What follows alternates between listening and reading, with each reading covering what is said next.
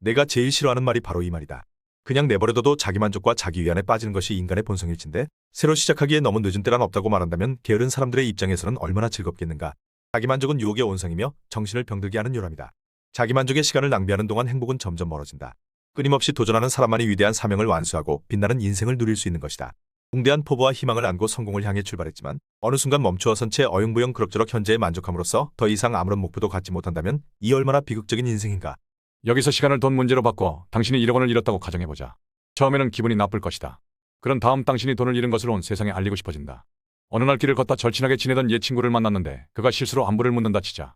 어떻게 지내? 이 말이 떨어지기가 무섭게 당신은 흐느끼며 돈을 잃은 이야기를 늘어놓을 것이다. 친구가 참을성 있게 당신의 말에 귀를 기울이고 있을 때 당신은 친구의 명랑하던 얼굴이 슬픈 표정으로 바뀌는 것을 알아차린다. 당신이 돈을 잃어버린 이야기가 친구의 과거를 떠올리게 한 것이다. 친구는 수년 전 5억 원이라는 거액을 날린 것이 불현듯 떠오른다. 그리고 돈을 잃어버린 사실을 떠올리는 것만으로도 기분이 나빠진다. 그런데 정말 흥미로운 일이 일어난다. 당신의 속마음은 벌써 기분이 좋아지고 있는 것이다. 친구가 잃어버린 액수에 비하면 당신이 잃어버린 돈은 푼돈에 불과하기 때문이다. 돈을 잃는 것은 괜찮다. 누구나 이런저런 일이나 이유로 돈을 잃기 마련이니까. 문제는 우리가 평생 동안 이런 식으로 손해본 것을 견뎌나가는 내성을 은연중 키워나간다는 점이다. 얼굴이 두꺼워지고 면역력이 생기고 교정 조치를 취할 타이밍을 놓치는 것이다. 가족하게 되면서 어영부영 그럭저럭하는 삶에 우리도 모르는 사이에 익숙해지는 것이다. 사실 돈을 잃고도 별다른 조치를 취할 절박함을 느끼지 못하는 사람이 시간과 나이의 가치를 소중히 여길 리는 만무하다. 돈은 없고 시간은 많은 세상이 아닌가. 또 세상은 우리에게 빚진 것이 없는데도 오늘날 널리 퍼져 있는 잘못된 통념 중 하나는 우리가 멋진 삶을 살 자격이 있다는 것이다. 다시 말해서 우리가 존재하고 있다는 이유만으로 언젠가는 세상이 우리의 삶을 지속적 행복과 멋진 경력과 가족과의 좋은 시간과 축복받은 인간관계로 충족시켜줄 의무가 있다는 것이다. 하지만 진실은 우리가 살고 있는 삶의 질에 책임이 있는 사람은 단 한 사람뿐이라는 것이다. 그 사람은 바로 자기 자신이다. 그 중에는 원하는 것을 하기에 이미 늦었다고 말하는 사람도 있을 것이다. 맞다. 당신 말이 옳다. 그러나 전 세계적으로 훑어보면 굉장히 드물지만 다음과 같은 예외도 많이 있다. 그는 너무 늦었다고 생각했다. 그는 청년 시절에 의사가 되고 싶은 꿈을 품었었다. 그는 꿈을 포기하고 대학에 입학하여 여성 의류를 만드는 가업을 이어받았다. 그 후 27년 동안 오직 의류 사업에 매진해왔다. 하지만 그는 다른 일을 하기 위해서 은퇴를 결심했다. 어느 날 우연히 그는 친척의 결혼식 피로연에서 갓 의대를 졸업한 청년과 같은 테이블에 앉게 되었다. 이제 의사로 삶을 살게 될 청년은 의욕적이고 자신감에 넘치는 모습을 보이며 의사로서의 소신을 밝혔다. 그는 그 젊은 의사와 대화하는 가운데 자신의 어린 시절 꿈을 떠올렸다. 집으로 돌아가는 길에 51세의 나이인 그는 30년 전 청년 시절의 꿈을 다시 한번 되새기며 의사가 되기로 결심했다. 현재 그는 56세이다.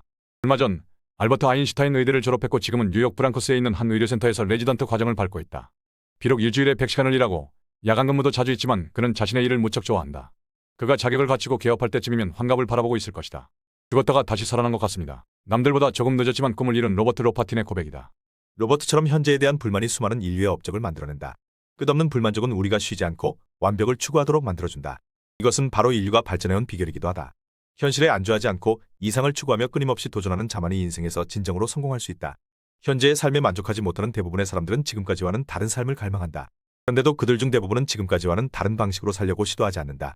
대신 그에 대한 한 꾸러미의 변명 리스트를 가지고 다닌다. 흔히 내세우는 변명은 나이가 너무 많다는 것이다. 그러나 정말 나이 때문이라고 변명해도 되는 것일까? 올해는 나이 50이 넘어 인생의 전성기를 산 증인들이다. 그러나 분명한 것은 그들이 예외 중의 예외라는 사실이다. 그들은 보통 사람들과는 종이 다른 별종일지도 모른다. 영화 포스터를 수집하거나 어린이 장난감을 수집하는 사람들을 당신은 어떻게 생각하는가? 아마 이해할 수 없다는 이유로 무시해버리거나 매니아라고 치부해버렸을 것이다. 아래 사람들은 진정한 매니아들이다. 그러니 다음에는 매니아가 되어보라. 당신도 한번 미쳐보라. 프레데리크 오기스트 바르톨디는 52세의 자유의 여신상을 완성했다. 세자리아 에보라는 52세의 전 세계의 디바가 되었다. 에이크록은 53세의 맥도널드 1호점을 냈다.